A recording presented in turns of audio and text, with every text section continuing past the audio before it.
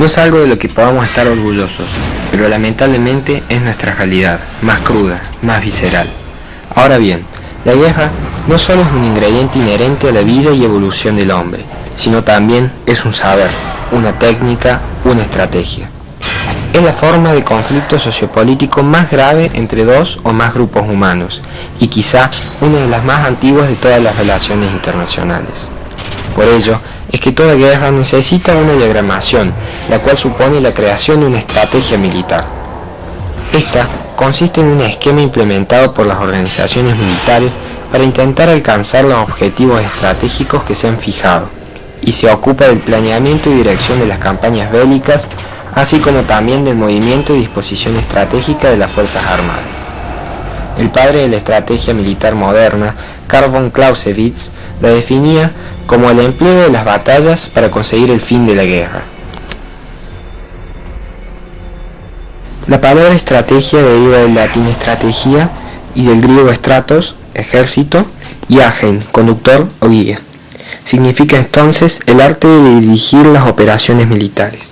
Desde el gran Cayo Mario, reformador de las legiones romanas, hasta el odiado desde el punto de vista ético, pero muy respetado a nivel de estratega militar, Adolf Hitler, son muchas las estrategias que se han diseñado y utilizado en el mundo.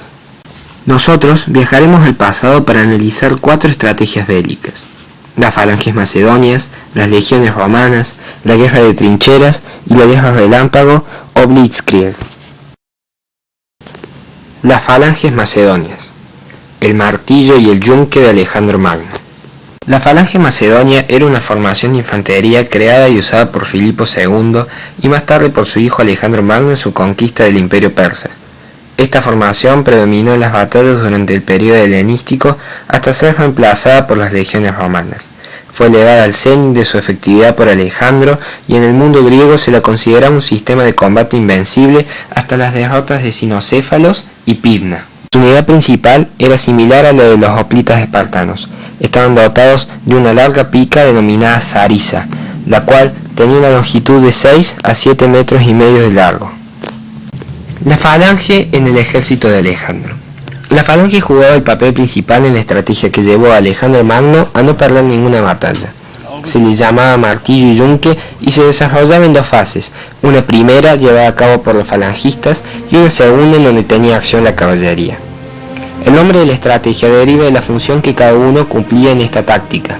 La falange actuaba de yunque sujetando al enemigo para que el martillo o la caballería acabara con este de un único golpe.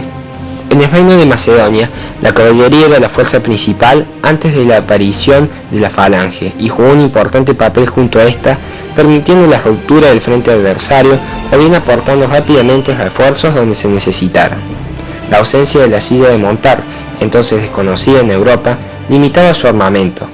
Los jinetes llevaban una sarisa de un modelo más corto, así como también un sable curvo, una coraza y un casco.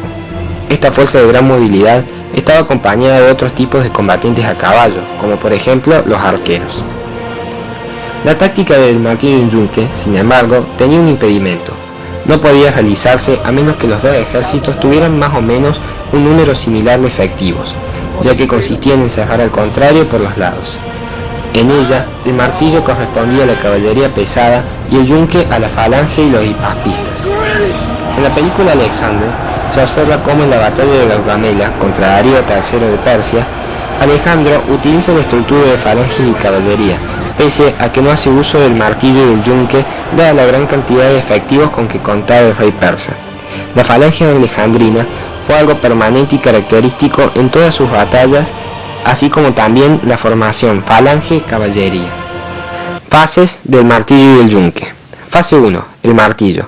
Para llegar a las fuerzas enemigas lejos de su centro, la caballería macedonia rodeaba los flancos del ejército contrario sistemáticamente por el flanco derecho, que estaba comandado por el mismo Alejandro en persona, para luego intentar hacer un hueco y colarse entre las líneas enemigas. Fase 2. El yunque. Atacando por los flancos, la caballería macedonia sorprendía a las tropas enemigas por la rapidez y fuerza de su impacto. En el centro, la falange y los hipaspistas avanzaban para abrir el segundo frente. Una vez que se le cerraba paso al enemigo, este quedaba en una trampa. Las legiones romanas, la línea triple o triplex acies. La legión romana era la unidad militar de la infantería básica de la antigua Roma. Llegó a contar con 6.300 efectivos. Muchas fueron las tácticas utilizadas por los romanos. Nosotros nos concentraremos en aquella heredada de Alejandro Magno, muy similar a la táctica de las falanges macedonias y a la estrategia del martillo y del yunque. La diferencia entre estas yace en que las romanas estaban mejor armadas y estructuradas, tanto en infantería como caballería. Podemos distinguir tres líneas de ataques: la caballería, los arqueros lanzadores de proyectiles y armas de asedio, y la infantería.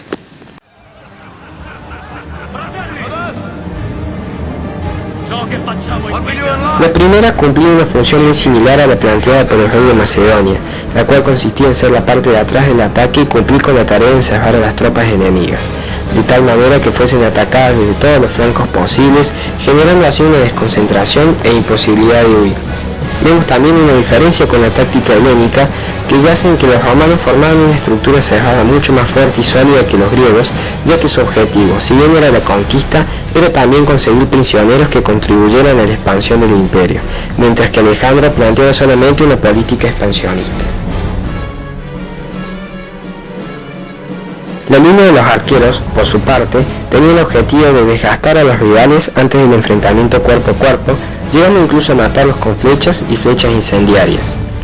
Muchas batallas romanas, especialmente durante el Imperio Tardío, contaban con fuego de preparación procedente de onagros y balistas. Estas máquinas constituían un rudimentario cuerpo de artillería, disparaban grandes flechas y piedras sobre las formaciones enemigas. Los vélites eran de infantería ligera, y su función consistía básicamente en ser los lanzadores de jabalinas y hostigadores en general. Por ello es que estaban ubicados en la primera línea de batalla.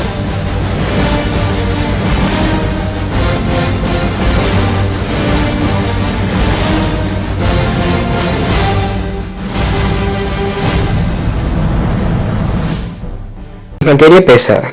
La unidad estructural era la centuria, formada por 80 hombres y dirigida por un centurión. 2 centurias hacían un manípulo y 6 manípulos formaban una cohorte, que tenía cerca de 480 hombres. 10 cohortes hacían una legión. Se disponían en 3 filas de la siguiente manera. Primera fila, los astati. Eran los más jóvenes y formaban una línea delantera. Iban armados con 2 pilas de distintos pesos, para tener mayor alcance, y otra para perforar los escudos. En el cuerpo a cuerpo empleaban la espada. Segunda línea o príncipes. Se trataba de hombres con edades cercanas a los 30 años. Componían la segunda línea de la legión e iban armados igual que los primeros. Tiari o tercera línea. Eran los soldados veteranos y alineados atrás que solo entraban en combate en situaciones extremas. Estaban armados con una lanza larga, formando una sólida falange erizada de puntas de lanza. Estrategia de la línea triple. Una vez que los onagros y arqueros ya habían atacado, era desplegada la infantería romana. Durante el despliegue, los manípulos se disponían comúnmente en triplex acies, es decir, triple orden de batalla, formados por los 3 niveles antes descriptos.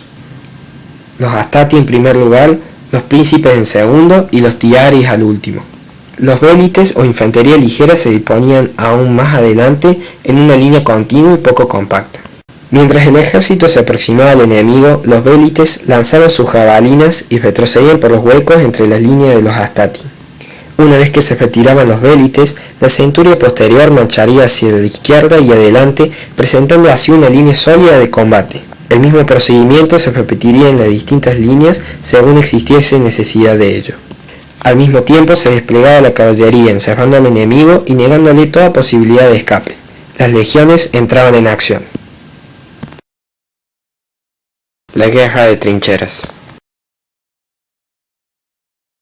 La guerra de trincheras o guerra de posición es una estrategia militar en la cual los ejércitos combatientes mantienen líneas estáticas de fortificaciones cavadas en el suelo y enfrentadas. La guerra de trincheras surgió a partir de una revolución en las armas de fuego y un incremento en su poder, sin que hubiese al mismo tiempo un aumento en la movilidad y en las comunicaciones. La mayoría de las técnicas utilizadas en este tipo de estrategia habían existido ya muchos años antes para la guerra de asedio. Lo novedoso fue el empleo de dichas técnicas en el campo abierto entre 2 ejércitos. A modo de relación, podemos mencionar la Guerra de las Galias, en la cual Julio César describe cómo las legiones romanas levantaron 2 paredes fortificadas alrededor de la ciudad durante la batalla de Alesia. En ella se hace referencia a técnicas básicas del asedio que luego formarán parte de las técnicas de la guerra de trincheras. Hubo periodos de guerra de trincheras en la guerra civil estadounidense y en la guerra ruso-japonesa, pero su punto máximo de brutalidad llegó en la Primera Guerra Mundial, fundamentalmente en el frente oeste. Las trincheras nunca eran rectas, sino que se cavaban en un esquema dentado que convertía la línea en segmentos conectados por traviesa. Esto implica que un soldado nunca podía ver más de 10 metros aproximadamente a lo largo de la trinchera. El lado de la trinchera que miraba al enemigo se denominaba parapeto y tenía un escalón de fuego. El lado trasero de la trinchera se denominaba parados. El parados protegía la espalda del soldado de la fragmentación de las bombas que caían detrás de la trinchera.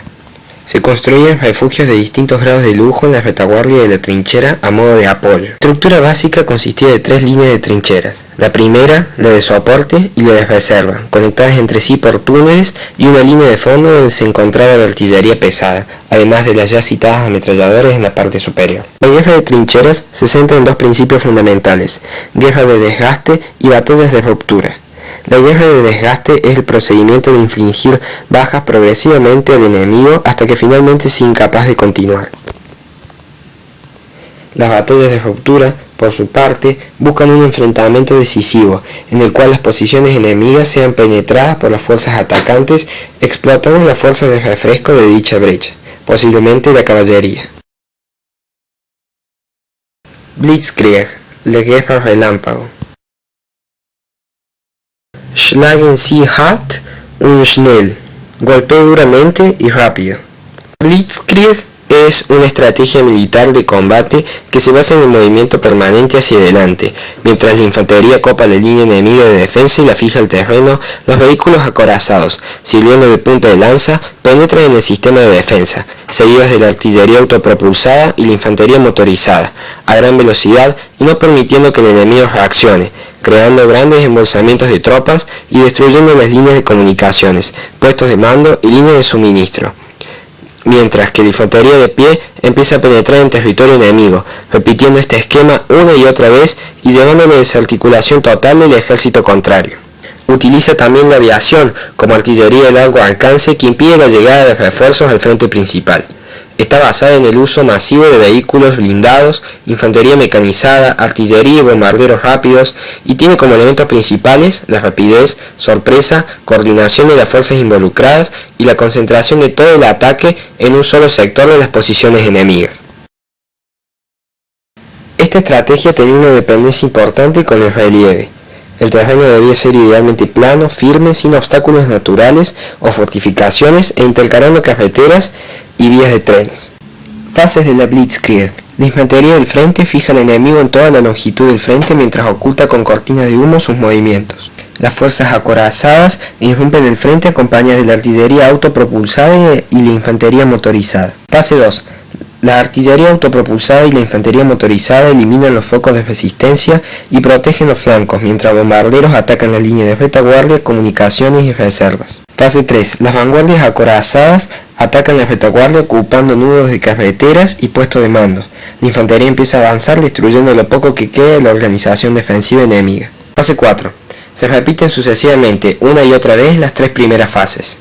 A lo largo de este video hemos analizado 4 estrategias militares que fueron aplicadas en 4 distintos periodos de tiempo. Si bien podríamos hacer una distinción en 2 grandes grupos, dada la cronología en la cual se dieron, en las cuales distinguiríamos por un lado la falange macedonia y la triple línea romana, y por otro, las estrategias utilizadas en ambas guerras mundiales, es interesante observar cómo los conceptos pueden interrelacionarse entre sí sin importar su cronología. Por ello es que a modo de síntesis proponemos a continuación un mapa conceptual que expresa la relación entre todos los conceptos que hemos analizado en este video.